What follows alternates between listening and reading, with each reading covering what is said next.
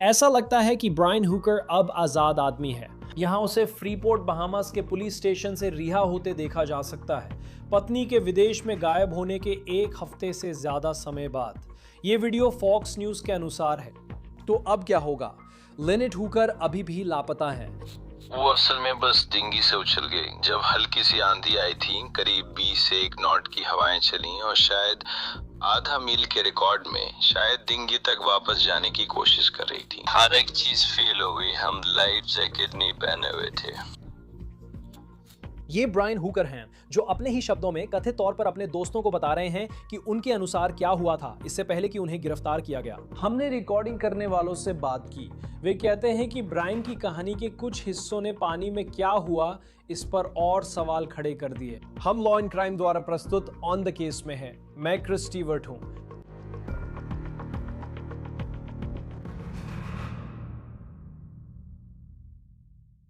दोस्तों धन्यवाद कि आपने ऑन द केस के इस एपिसोड को देखा।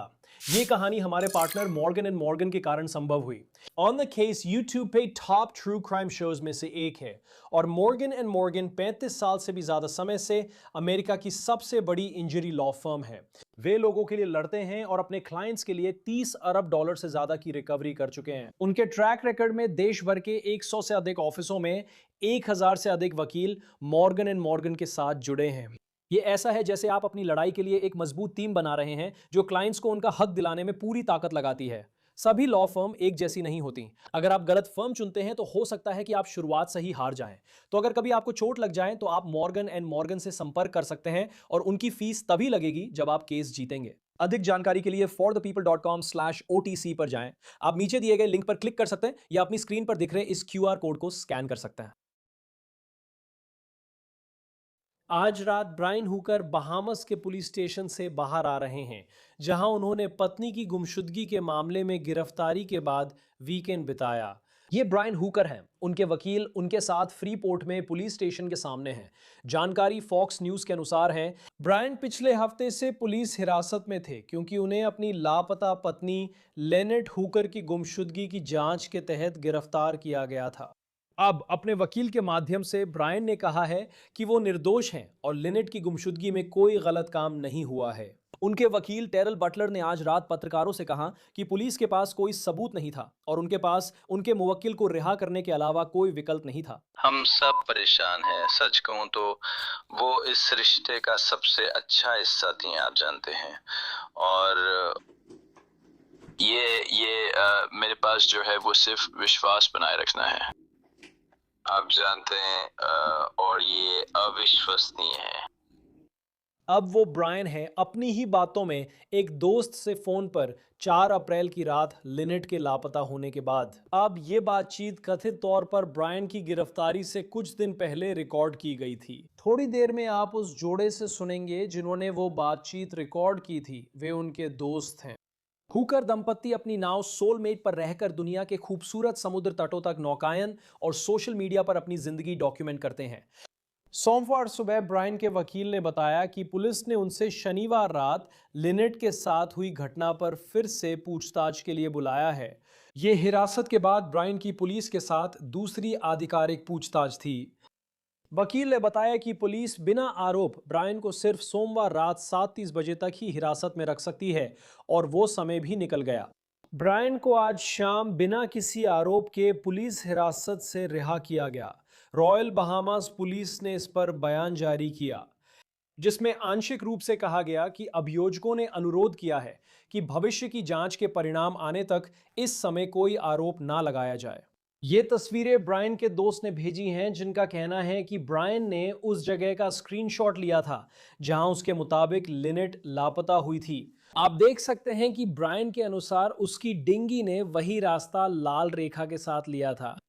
ब्लेन स्टीवनसन जिन्होंने वो वीडियो रिकॉर्ड किया था ने हमें बताया कि जिस जगह ब्रायन ने कहा कि लिनेट लापता हो गई थी, कथित तौर पर उस डिंगी से गिरकर वहां का पानी अपेक्षाकृत उथला था जो ज्वार के अनुसार 4 से 7 फीट गहरा था। ये वही है जो उसने अपने दोस्त को फोन पर बताया। ब्रायन ने कहा कि वो लिनेट के साथ रात 7:30 बजे इस डिंगी पर निकला था। वे एक बार में थे। वे कठिन हालात में सेलबोट पर लौटने की कोशिश कर रहे थे, यही उसने कहा। we are वो मूल रूप से डिंगी से बस उछल गई जब अचानक तेज हवा चली, लगभग 20 नॉट्स की हवा जो अचानक आ गई थी। और लगभग 3.5 मील के सफर में शायद डिंगी तक वापस जाने की कोशिश की और असफल रही। हर एक चीज, हम लाइफ जैकेट नहीं पहने हुए थे। सूरज डूब रहा था और उसके गिरने के लगभग 10 मिनट बाद ही सूरज पूरी तरह से डूब गया। डिंगी की टिल कॉर्ड भी उसके साथ थी क्योंकि वो किसी से जुड़ा नहीं था, और डिंगी के अतिरिक्त चाबी उसके उस ड्राई बैग में थी जो उसके साथ था। तो फिर से उन हालातों में 8.5 फुट की डिंगी में पीछे इंजन के साथ अपनी नाव तक पहुंचने की कोशिश करना बिल्कुल भी आदर्श नहीं था। हवा की रफ्तार 25 मील प्रति घंटा तक थी। हवा ने हमें इतनी तेजी से अलग कर दिया कि मुझे लगता है उसने हमारी सेल बोट तक वापस तैरने की कोशिश की, जो शायद, मुझे नहीं पता, करीब 1000 गज दूर थी या कुछ ऐसा।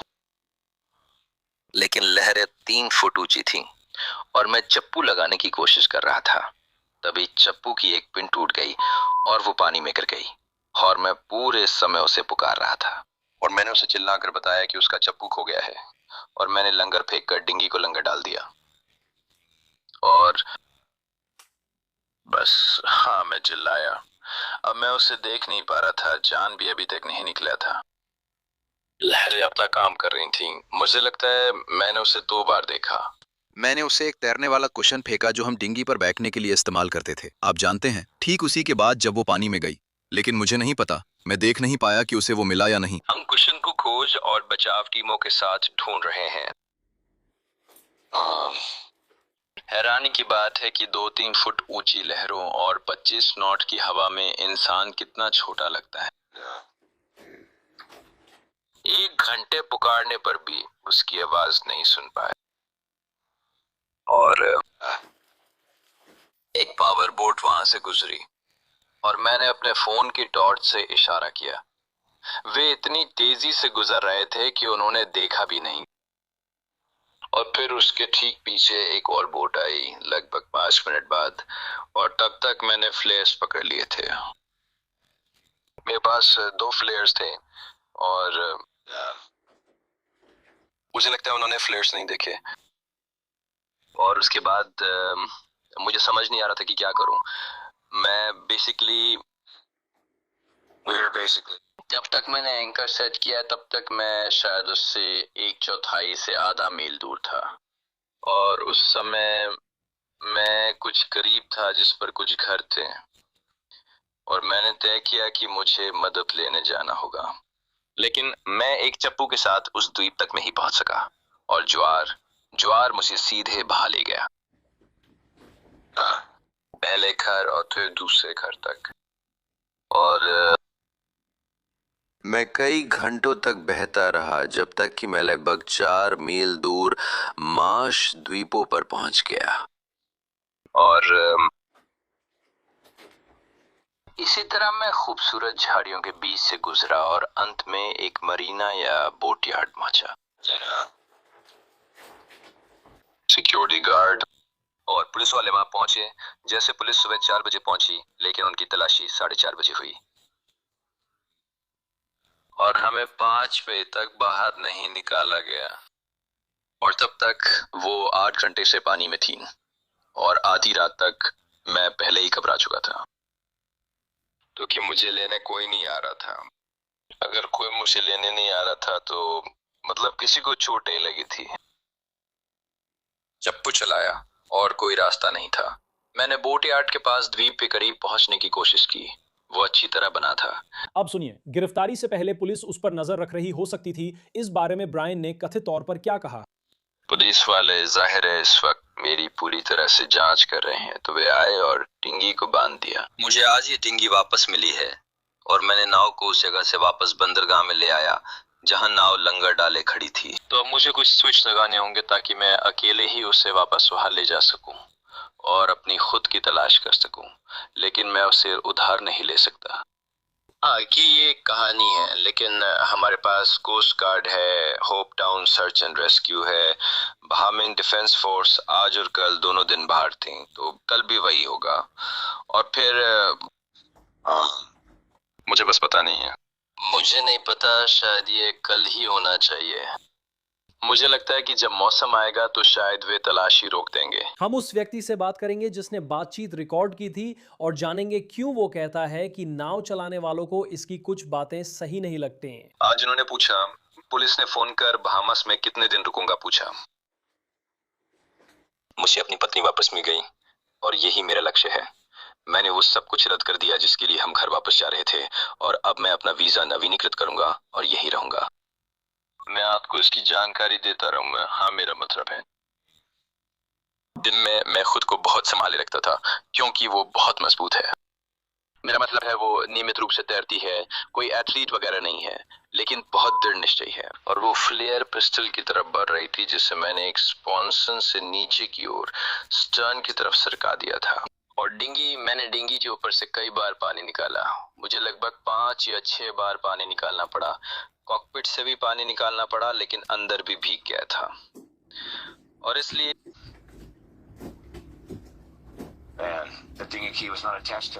तो आप जानते हैं, जब हम नाव में वापस आने की कोशिश कर रहे थे, सूरज ढल रहा था जब वो अचानक नीचे चला गया।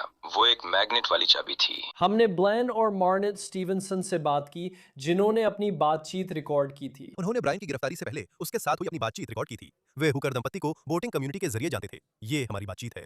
आप दोनों अनुभवी नाविक हैं। जब आपने ब्रायन की कहानी सुनी तो उसमें आपको क्या खास लगा जो वो बता रहा था कि उसके साथ क्या हुआ? एक नाविक के नजरिए से प्रतिक्रिया और समुदाय की भागीदारी की कमी। कैसे? जब कोई व्यक्ति पानी में जाता है तो हर नाव में एक मैन ओवरबोर्ड बटन होता है। मैं समझता हूं कि वे डिंगी पर थे तो ये डिंगी पर लागू नहीं होता, लेकिन पैन, सिक्योरिटी या मेडे रेडियो नेटवर्क पर कभी नहीं भेजा गया। वहां के स्थानीय नाविकों को कुछ दिनों तक पता नहीं चला कि कुछ हो रहा है।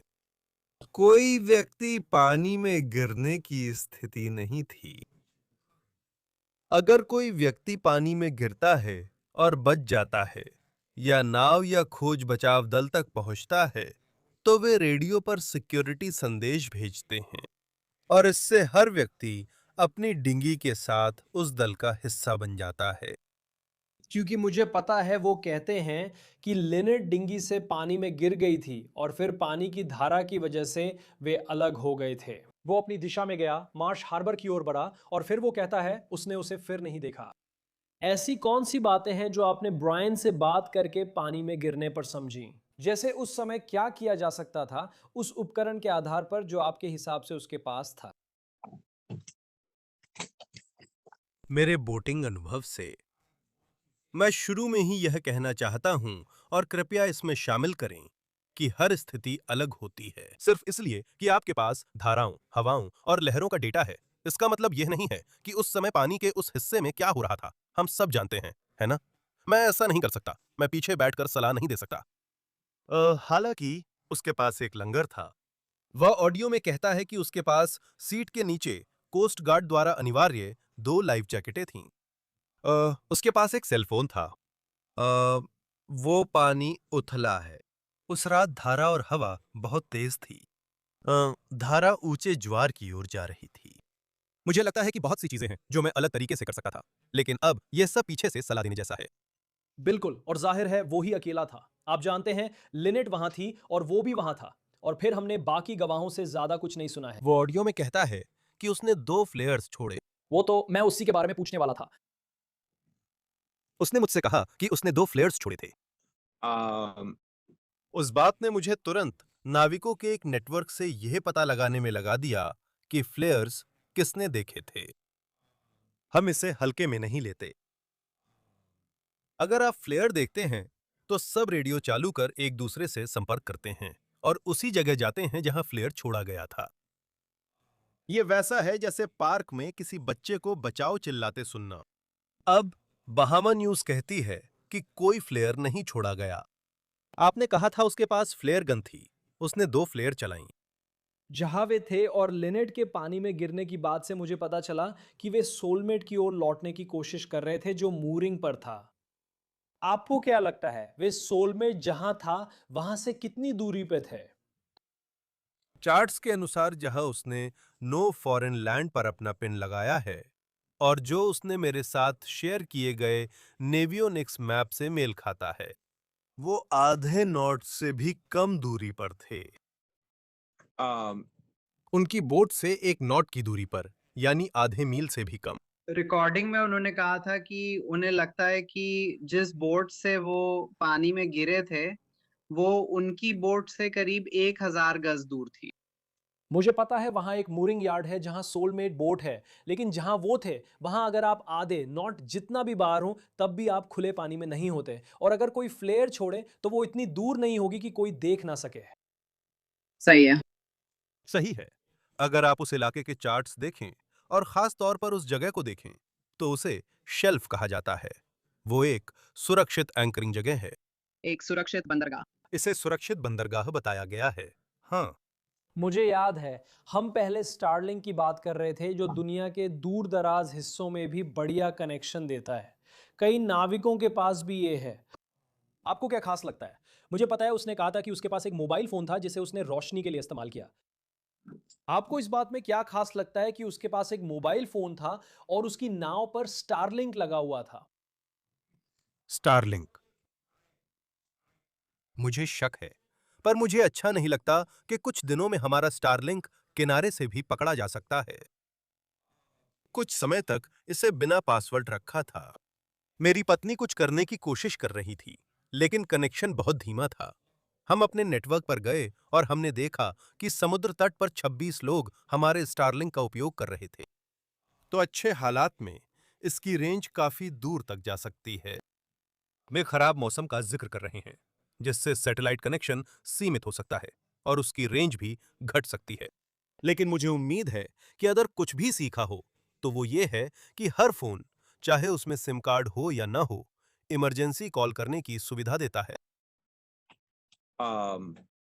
आईफोन पर एसओएस, एंड्रॉयड पर इमरजेंसी कॉल। आप इमरजेंसी में बिना सिम कार्ड के भी ये कॉल्स कर सकते हैं। और उसने कहा कि उसने वो नहीं किया, उसने वो कॉल या ऐसा कुछ भी एक बार भी नहीं किया। तुम जानते हो did not address that. उसने इस पर कोई बात नहीं की। उसने सिर्फ इतना कहा कि उसके पास सिम कार्ड नहीं था और ये कमी थी, लेकिन उसने ये खास तौर पर नहीं बताया कि उसने 911 या 919 पर कॉल करने की कोशिश की थी या नहीं। मेरा मतलब है आप जानते हैं उनके लिए है। जितना मैं देख पा रहा हूँ वे बहुत अनुभवी नाविक थे, क्योंकि उन्होंने कई मुश्किल यात्राएं की थीं। क्या आपको तब हैरानी हुई जब उसने कहा कि वे अबाकोइन से लौटने के बाद भी सिर्फ घर जाने के लिए उन हालात में डिंगी लेकर निकलते? नहीं, यहाँ पर 80 के दशक जैसा माहौल है। यही सबसे अच्छा तरीका है समझाने का। 80 के दशक में आपको पता था कि आपको सीट बेल्ट पहननी चाहिए, लेकिन ये कानून नहीं था। मैं गारंटी देता हूँ, अगर हम थोड़ी देर और रुकें, तो हमारे पीछे 3 डिंगी बिना लाइफ वेस्ट के निकल जाएंगी। हमने अभी-अभी एक वीडियो डाला है जिसमें बताया है कि हम इसमें क्यों शामिल हुए। हमने खुद को इस कहानी में क्यों डाला। रिकॉर्डिंग के दौरान पीछे से 2 डिंगी निकली, जिनमें लोग बिना लाइफ वेस्ट थे। आप अबाकोइन में नहीं सोते। मौसम इतना खराब नहीं था, लेकिन जब आप वहां से निकलते हैं, तो आप नाव पर लौटते हैं और किसी तरह वापस पहुंचने की कोशिश करते हैं। हम हमेशा मानते हैं कि हम जितने मजबूत हैं, उससे ज्यादा मजबूत हैं।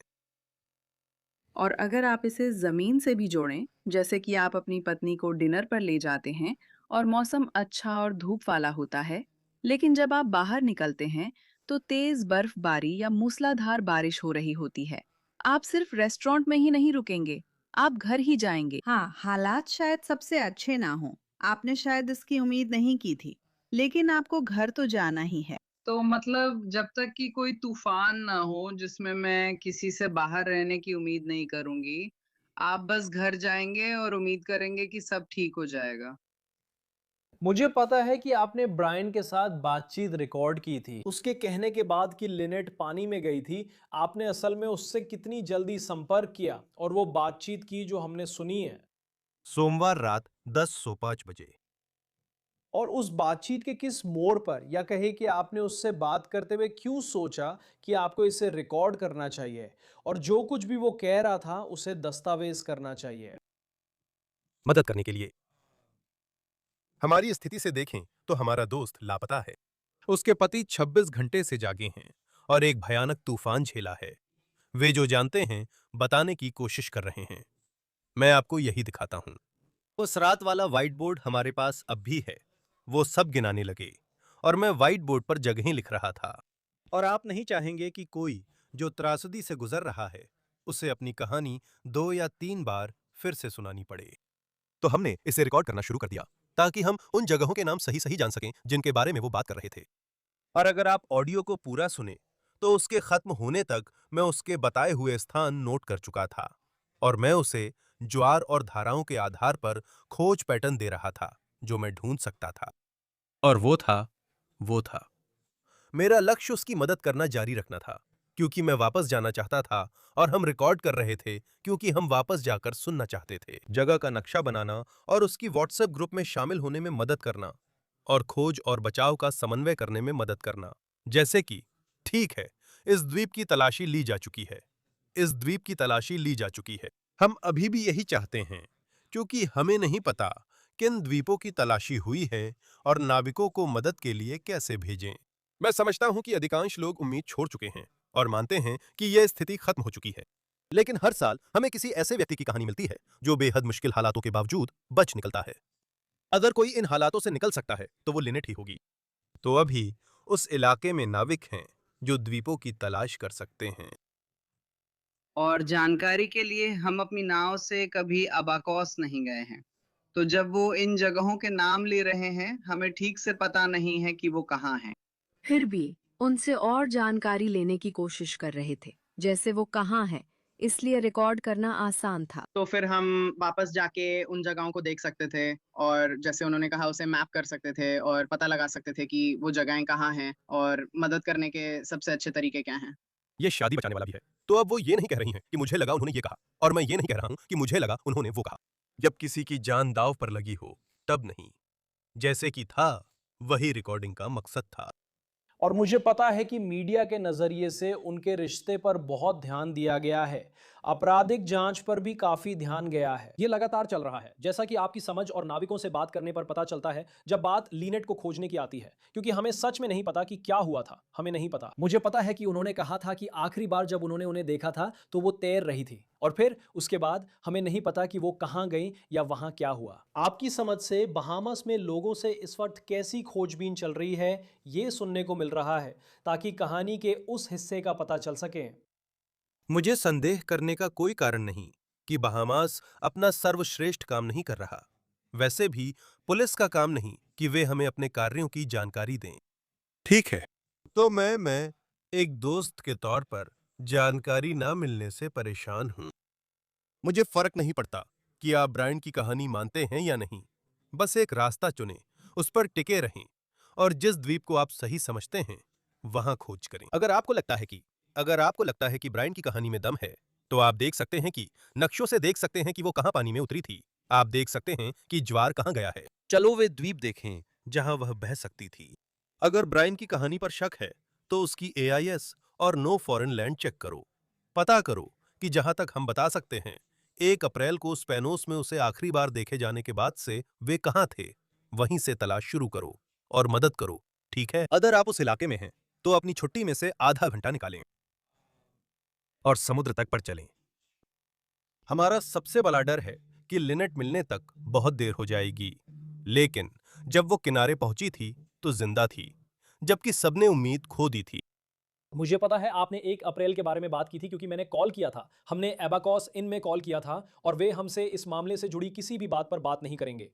मुझे यकीन है कि उन्हें बहुत सारे अलग-अलग फ़ोन कॉल्स मिले होंगे। मेरा मतलब है उन बातचीतों में जो आपने की, वे लोग तब कहाँ थे? बस आपके पास क्या जानकारी है, चाहे वो इनसे जुड़ी हो। मुझे पता है कि वे, मेरा ख्याल है, कई हफ्तों से बहामास में थे। क्या उसने आपको चौथी की रात से पहले वे कहाँ थे के बारे में कुछ खास बताया था? वो ग्रेट नगवाना में फिलिप स्कूबा टैंक्स गया था। वो बात मुझे खास लगी। नहीं, ब्रायन सच बोल रहा है या नहीं? हमें इसे खोज और बचाव के नजरिए से इसी तरह देखना होगा। अगर ब्रायन सच बोल रहा है तो हमें उस इलाके को खंगालना होगा जहां ब्रायन ने कहा था कि वो पानी में गई थी। अगर वो झूठ बोल रहा है तो मैं उस पर भरोसा नहीं करूंगा और NFL व AIS ट्रैक्स से पता करूंगा वे उससे पहले के दिनों में कहाँ थे। तो किसी भी तरह हम पता लगा सकते हैं और सब कुछ जोड़ सकते हैं। बहुत सी तकनीकें मौजूद हैं और वे लोगों के इस्तेमाल के लिए सार्वजनिक रूप से उपलब्ध हैं। बस हमें बताना है कि एक AIS ट्रैक और एक नो फॉरेन लैंड ट्रैक है। आप कह रहे हैं कि उसने गलत किया, फिर भी हार नहीं माननी चाहिए। वो इसमें अच्छा नहीं है। चलिए किसी ऐसे व्यक्ति को ढूंढते हैं जो फंसा हो। अगर आप उस पर विश्वास करते हैं और कहते हैं कि वो अच्छा इंसान है और वो यहीं पानी में गिर गई, तो बढ़िया, वो अच्छी तैराक है। चलिए उसे ढूंढते हैं। चलो लिनेट को ढूंढते हैं।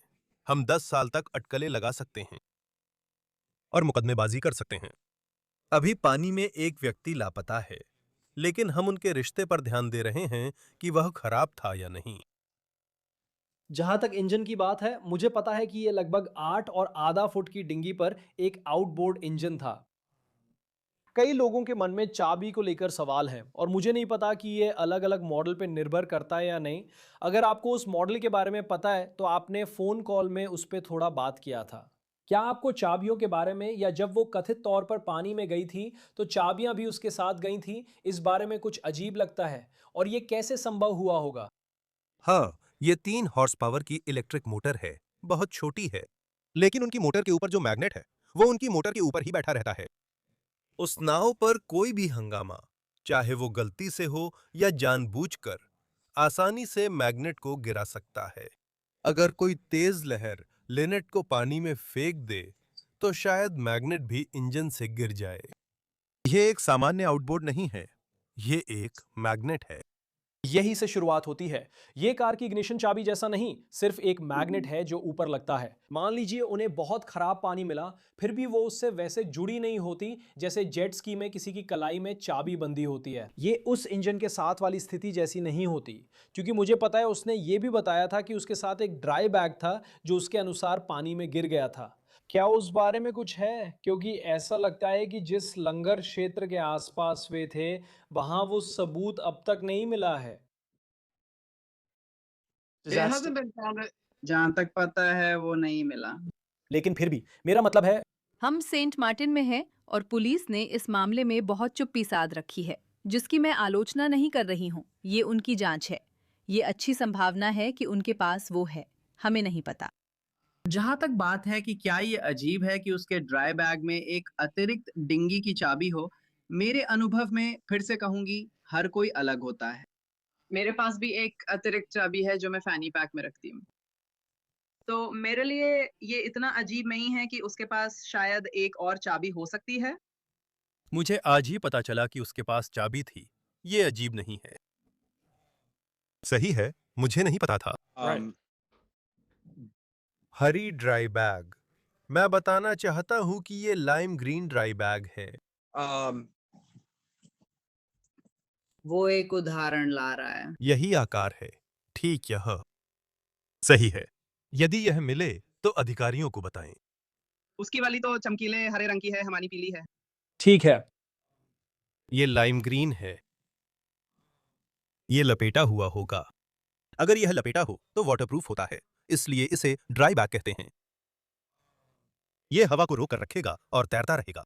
आपकी उससे बातचीत में किस समय पर, और मुझे पता है कि फ्लेयर्स के बारे में कुछ टिप्पणियां थी, शायद स्टारलिंक के बारे में भी, जैसे किस बिंदु पर आपको उसकी कहानी में कुछ बातें संदिग्ध या चेतावनी जैसी लगी? मुझे फिलहाल नहीं पता कि कोई चेतावनी संकेत हैं या नहीं। जैसा मैंने पहले कहा, मुझे नहीं पता। मैं हर चीज वैसे ही संभालता जैसे उसने किया। वो अपनी बात में कहता है कि उसने जिस स्थिति को बताया, उसे संभालने में उसने सब कुछ गलत किया। मेरे लिए सबसे बड़ा संदेह ये रहा है कि पुलिस ने शुरुआत से ही इस मामले को कैसे संभाला है। लापता व्यक्ति के लिए रेडियो पर कोई प्रसारण नहीं हुआ। किसी व्यक्ति को ढूंढने में समुदाय की कोई भागीदारी नहीं रही और लापता व्यक्ति की रिपोर्ट भी नहीं निकाली गई। मेरे लिए सबसे बड़ा संदेह यह है कि उन्होंने सीधे ब्रायन पर ध्यान केंद्रित किया। ब्रायन को गिरफ्तार कर लिया गया। इससे मुझे लगता है कि उनके पास मुझसे ज्यादा जानकारी हो सकती है। मेरे लिए पहला आधिकारिक संदेह का संकेत तब थी। बोहेमियन न्यूज ने बताया कोई फ्लेयर नहीं छोड़ा गया था। उन्होंने उसकी डिंगी ढूंढ कर तलाशी ली थी। सभी सुरक्षा उपकरण थे, कोई फ्लेयर नहीं छोड़ा। अब बात यहां तक आ गई है कि उसकी कहानी में बारीकी से कमियां निकाली जा रही हैं और कहा जा रहा है, अरे तुमने ऐसा किया। आप जानते हैं, लिनेट का नाम सामने आने से पहले हम उसके हालात संभालने के तरीके पर माथा पकड़ रहे थे। लेकिन फिर भी यह किसी भी नाविक के साथ करना, खासकर अपने दोस्त के साथ, बहुत ही असभ्य है कि उनकी जिंदगी की सबसे बुरी रात के बारे में बाद में बैठकर उनकी हर बात में कमी निकालना। सही है। और वो ही एकमात्र है, आप जानते हैं, इस वक्त, और निश्चित रूप से लिनेट भी, जिन्हें पता है कि आपके अनुभव में क्या हुआ था। क्योंकि अगर वो मार्श हार्बर पहुंचता है और वहां मरीना पर किसी को जो उसे मिलता है उसे बताता है कि क्या हुआ था। मेरा मतलब है, सोचिए कि आप 7 घंटे रात भर पैडलिंग कर रहे हैं और आपको पता नहीं है, माफ कीजिए, कि आप आखिरकार कहां पहुंचेंगे। और फिर वो आखिरकार इस मरीना पर पहुंचता है। वहां पहुंचकर कहता है, अरे वो पानी में चली गई। जब खोज और बचाव अभियान की बात आती है तो शायद वहां ज्यादा लोग मौजूद हों जितना कि हमने देखा है या कम से कम समझा है कि हो रहा है। ऐसा नहीं लगता कि ये बहुत सार्वजनिक रहा है। और अगर आप बहामास की खोज और बचाव टीम या पुलिस से हैं और इसे सुन रहे हैं, तो मैं समझता हूं कि आपके पास जो आप कर रहे हैं उसके अपने कारण हैं। आपने पूछा था कि मेरी चिंता की वजह क्या थी। मेरे लिए वही पहली चिंता थी। अब उनके पास इस स्थिति को संभालने का कोई जायज कारण हो सकता है और ये उनका देश है, वे जैसा चाहें कर सकते हैं। मैं उनकी आलोचना नहीं कर रहा हूं। मैं जानता हूं कि एक स्थानीय व्यक्ति के नजरिए से, और हम अभी बहुत सारे स्थानीय लोगों के संपर्क में हैं जो हमारी मदद कर रहे हैं। जब हम वहां जाकर हंगामा करते हैं और वह राष्ट्रीय खबर बनती है, तो वे लोग परेशान होकर उनकी छवि खराब दिखती है। मैं ऐसा नहीं चाहता। हमारा ऐसा कोई इरादा नहीं है। कोकोनट नेटवर्क में जिन भी स्थानीय लोगों से हमने बात की है, वे सभी हमारे लिए बहुत अच्छे रहे हैं, हमारी मदद की है और कुछ चीजों को जोड़ने में हमारी मदद की है और हम उसे आगे बढ़ा पाए हैं। लेकिन हाँ, मैं यही कहूंगा कि प्रतिक्रिया स्थिति के अनुरूप नहीं थी। और क्या कुछ ऐसा है जो मैं मिस कर रहा हूं, या कुछ ऐसा जो आप लोगों को इस जोड़े के बारे में बताना चाहते हैं, आपके और उनके रिश्ते के बारे में, जो आप उनके बारे में जानते हैं, या बस इस पूरी स्थिति के बारे में जो आप सुन रहे हैं? मैं जानता हूं कि बोटिंग समुदाय घनिष्ठ है, जहां आप लोग पानी पर रहते और एक दूसरे का ध्यान रखते हैं। मैं लोगों को यह बताना चाहूंगा कि अगर आप परवाह करते हैं और शामिल होना चाहते हैं, अगर आप खबरों में हैं और जवाब चाहते हैं, तो ये शायद सबसे बेवकूफी भरी बात लगेगी जो मैंने कभी कही है, लेकिन कमेंट सेक्शन में जाएं। ठीक है, वहां नाविक थे जो ठीक उनके पीछे लंगर डाले हुए थे। वे आपको मौसम और पैटर्न के बारे में बता सकते हैं, आपको कई बातें बता सकते हैं। हम हर दिन ऐसे लोगों से मिल रहे हैं जो आगे आ रहे हैं और हम उनकी पहचान और उनकी नाव का नाम और यह पुष्टि कर पा रहे हैं कि वे उस समय वहां थे, लेकिन उन्हें बिल्कुल भी पता नहीं था कि यह सब हो रहा था। तो अगर आप मदद करना चाहते हैं तो शामिल हों, किसी द्वीप पर तलाश करें। वह कोई होशियार व्यक्ति है जो समुद्री धाराओं के रास्ते और हवा की दिशा का नक्शा बना सकता है। आप जानते हैं, वहां हमारे जैसे लोग हैं जो इसे एक नक्शे पर जोड़ सकते हैं और मदद कर सकते हैं। मैं नहीं चाहता कि लोग हार माने, क्योंकि वह हिरासत में है और लोग सोचते हैं उसी ने किया है। यह ऐसा करने का समय नहीं है। मुझे पहले ये पूछना चाहिए था कि उसकी नाव के पास का इलाका कितना उथला है। उसकी नाव 8-10 फीट गहरे पानी में लंगर डाले है। वह पूरा इलाका इसी गहराई में है, लवर्स और अबाको के बीच। अबाको बे समुद्री क्षेत्र 3 से 10 फीट के बीच है। मैं दक्षिणी हिस्से में चार्ट का अध्ययन कर रहा था। वहां 13 फीट गहराई वाला इलाका है। हॉप टाउन की ओर बढ़ते हुए कुछ इलाके 13 से 15 फीट गहरे हैं, लेकिन वहां पानी बहुत उथला है। तो कुछ ऐसे इलाके भी हैं जहां जैसे ही ज्वार कम होता है वहां वास्तव में रेत की पट्टियां बन जाती हैं। तो मेरा मतलब है, ये इतना उथला है कि जब ज्वार उतरता है तो वहां रेत की पट्टियां बन सकती हैं। तो वहां बहुत सारे बहुत उथले इलाके भी हैं। तो जहां पर शायद, जैसा कि वो कहते हैं, वो पानी में गई थी। हम ये नहीं कह रहे कि वहां पानी कितना गहरा होगा। क्या आप तस्वीर निकाल सकते हैं? मुझे लगता है, बिल्कुल। मुझे लगता है इसमें लिखा है 4 फुट 6 इंच। 4 फुट 6। हाँ, लगता है यही उसके पेन पर लिखा है। मैं वो तस्वीर खोलता हूं जो उसने भेजी थी। तो ये बिल्कुल भी गहरा नहीं है। मेरा मतलब है, ये आप जानते हैं कुछ लोगों के लिए अगर आप पानी में उतर रहे हैं इसका मतलब है कि चार्ट्स में औसत कम ज्वार दिखती है। ये रात 7:30 बजे था, जबकि ऊंची ज्वार 10 बजे थी। तो अगर गहराई 4.6 फीट है और उस दिन ज्वार का उतार चढ़ाव 2 फीट है, तो वो 6 फीट हो जाएगा। आप जानते हैं, इसमें लिखा है 43 और 72 के बीच। 43 से 72 के बीच ये इस पर निर्भर था कि वो कहां पानी में गिरी थी। तो इसका मतलब है औसत निम्न ज्वार।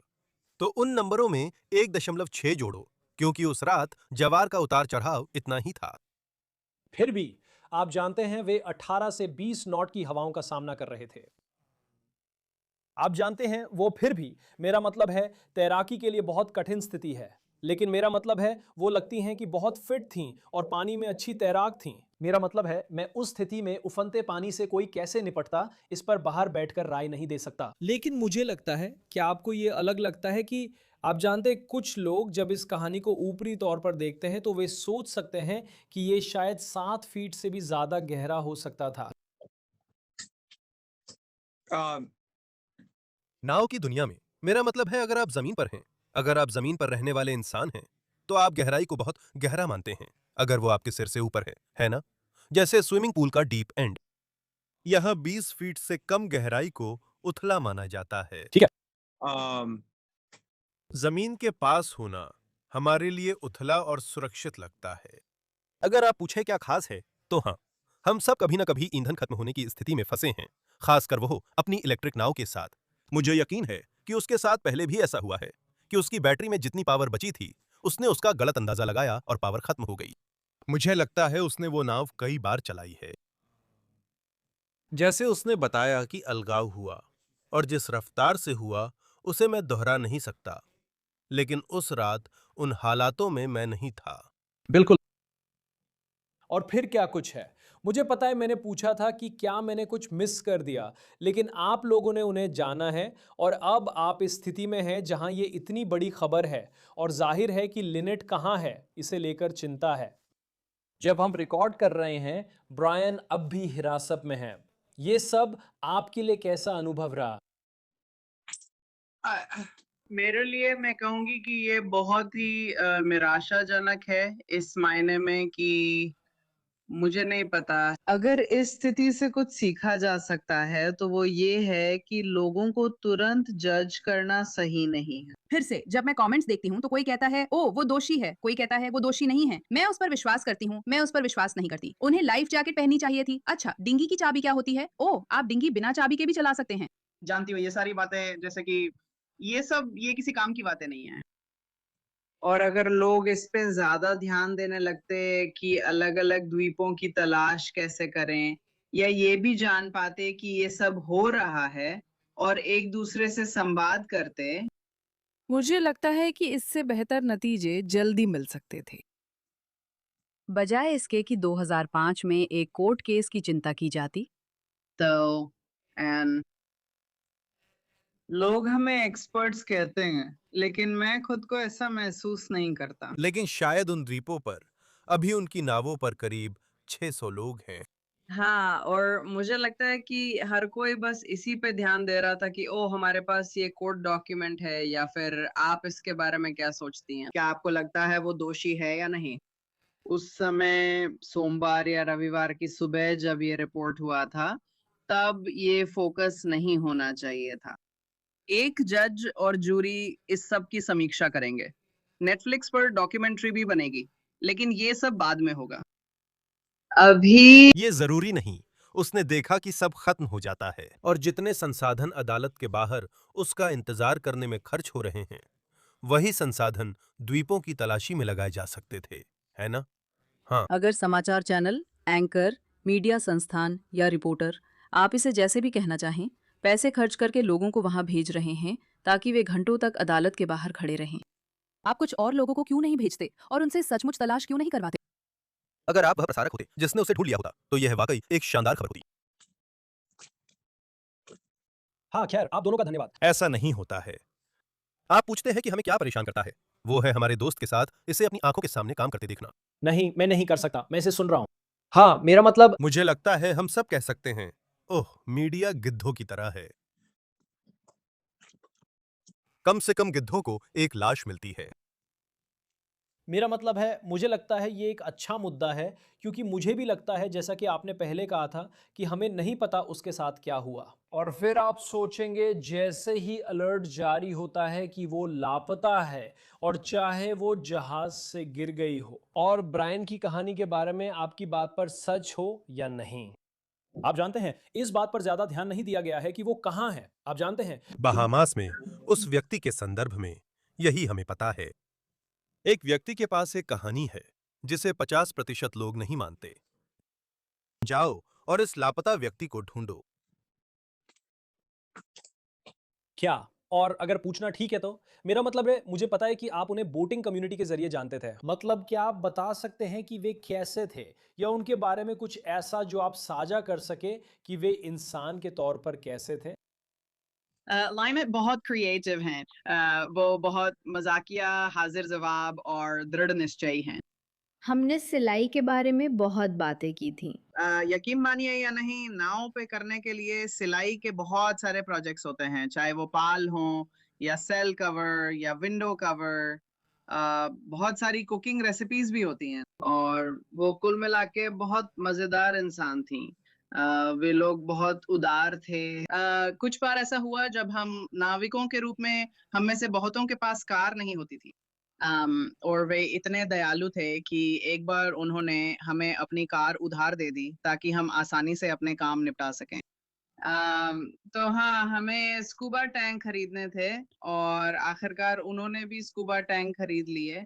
तो जैसा आपने कहा, आप जानते हैं वो बहुत अच्छी तैराक हैं, दोनों ही स्कूबा सर्टिफाइड हैं और स्कूबा डाइविंग कर सकते हैं। वे बहुत आत्मनिर्भर हैं, और आप जानते हैं नाव चलाने में भी अच्छे हैं, क्योंकि वे नाव पर अपनी बहुत सी चीजें खुद संभाल सकते हैं। मुझे नहीं पता कि आप कुछ जोड़ना चाहेंगे या नहीं। मेरा ब्रायन से रिश्ता मुख्यतः तकनीकी था। नाविकों के रूप में हमें अक्सर इलेक्ट्रिकल या मैकेनिकल समस्या आती थी। तब मैं उन्हें फोन करता था। मैं पूछता, क्या आपको इसमें अनुभव है? मेरा वाटर पंप ये कर रहा है, आप क्या सोचते हैं? वो मुझे फोन करता था और सोलर लगा रहा था, और वो जानना चाहता था कि मैं इसके बारे में क्या सोचता हूं, अपने बोट के साइड में उसे फिट करने के बारे में। जानते हो, उस मामले में कुछ भी खास नहीं है। खास कुछ नहीं है। हाँ, हमसे बात करने के लिए आप दोनों का धन्यवाद। जानता हूं ये समय आसान नहीं है, और मुझे पता है आपकी दोस्त लापता है। उम्मीद है कि वो कहाँ है, इस बारे में जवाब मिलेंगे, और हम अब भी आशा करते हैं कि वो कहीं मिल सकती है। लॉ एंड क्राइम के प्रस्तुत कार्यक्रम ऑन द केस का यही समापन होता है। YouTube, Spotify पर सब्सक्राइब करें, पीकॉक पर भी देखें। मैं क्रिस स्टीवर्ट, अगली बार मिलेंगे।